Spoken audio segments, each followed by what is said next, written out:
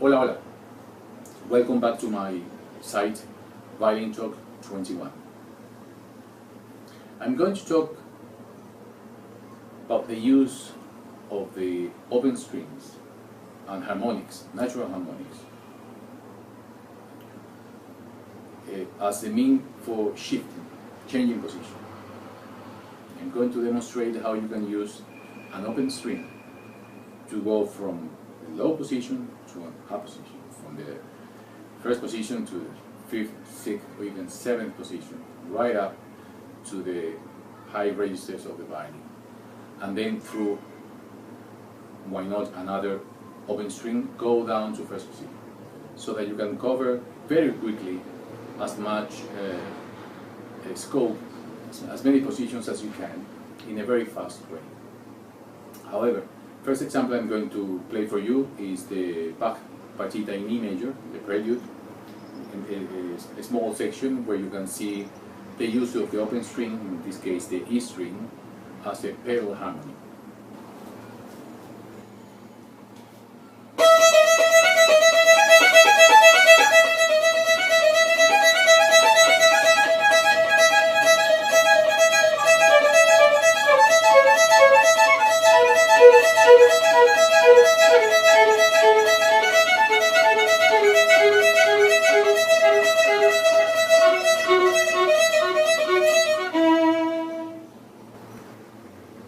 As you could see, the playing of the open E string helps you to shift downwards from the fifth position to the first position in a rather easy going way. There were composers who were also violinists, and very good violinists at that. Such is the case of Wieniawski. From him I'm going to play from his modern school, L'École Moderne, the study number 2, La Vélocité, the velocity. Small section, in which I will demonstrate how I go from the first position using an open string right up to the seventh position in a very fast way, and then come down in several stages. And then again from the A string to the seventh position again on the A string, just to get as high up as the seventh position, which obviously means you are in the third and eventually fourth octave of the violin, which is very high indeed. Just to play as many notes up there and as quickly as you can, since the etude is called La Vélocité. It is a very common device used by these wonderful violinists who were, thank God, extremely good violinists, and left us this great tradition of violin playing.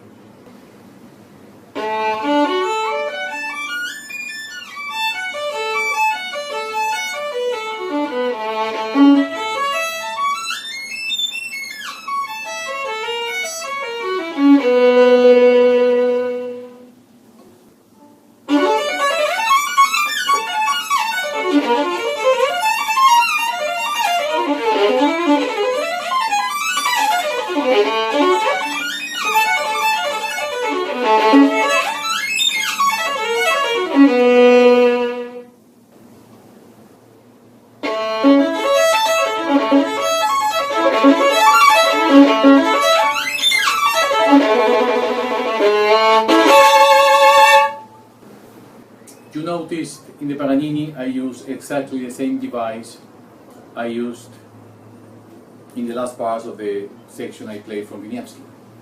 Again, as I said, violinist composers who knew their craft very well and used the same devices,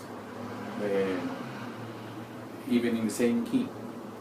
So I showed you the same mechanism in the Paganini, which, by the way, you can also use at the closing bars of the introduction and Rondo Capriccioso by Saint-Saëns. It's exactly the same mechanism, it is only that it's played détaché instead of slurred as it is in the Paganini. The following two examples I'm going to play for you come from the Beethoven concerto. In one of the examples, I use the open string to get me as high as the 5th position and negotiate the rest of the notes. And the second, I use a harmonic to change position to a closer quartet. As I said before, or as I always say, I don't intend to propose that this is the way it should be played.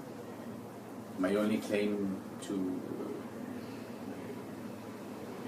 suggesting these fingerings is that I once, a long time ago, I saw two of the big names on the violin, which is Ricci and Nathan Milstein, playing Ricci in an informal occasion. He came to Venezuela and he was rehearsing, just practicing his fiddle just before he went to rehearse with the orchestra, and he produced some of the things that I'm talking about. And on another occasion, Milstein played Beethoven in one of his last concerts in London, which I happened to be witness of.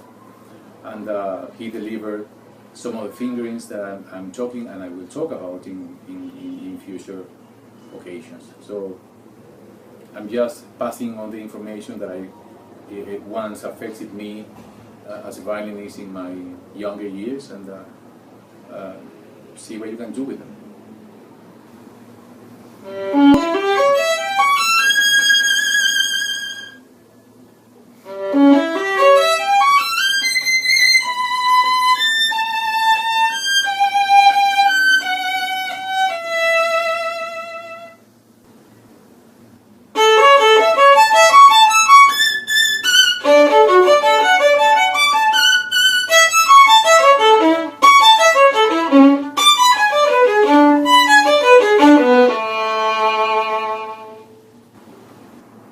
The last two examples I'm going to demonstrate for you come from the Glazunov concerto, an extremely beautiful concerto, very beautiful, very nice music, but very unviolinistic. It takes a David Oistrakh, great violinist, editing such a violin part to make it sound violinistically right. It's very hard to perform.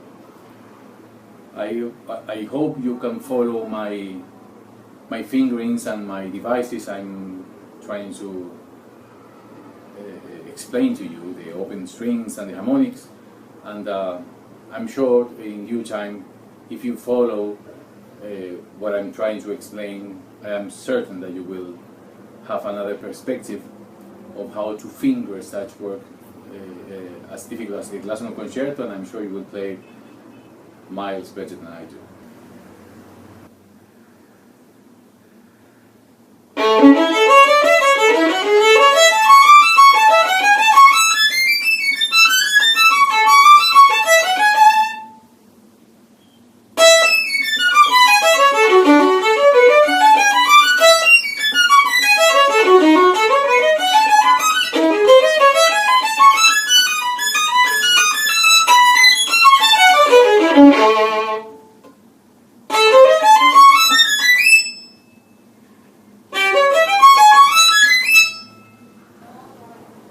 Well, we've come to the end of the session.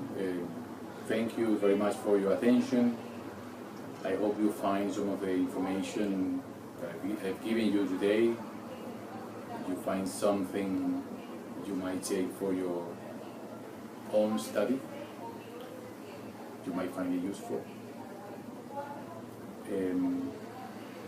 Thanks again for the receptivity that these little talks, these violin lessons online, which I never thought I would do in my life. I'm not very much into the technology of all this, but it has been very inspiring in a way. Makes me think twice, makes me check the things that I once thought I knew, and I know how to explain well, maybe to one person in particular, in my own language, and now I'm in big trouble. I'm having to explain this to people that are right out there most of whom I don't know, and but by the results of the visits that my page has had, it appears that something good is coming out of it. That's my only hope, to be useful to anybody, to everybody. Thanks again, and hope to see you in the next occasion. Ciao, ciao.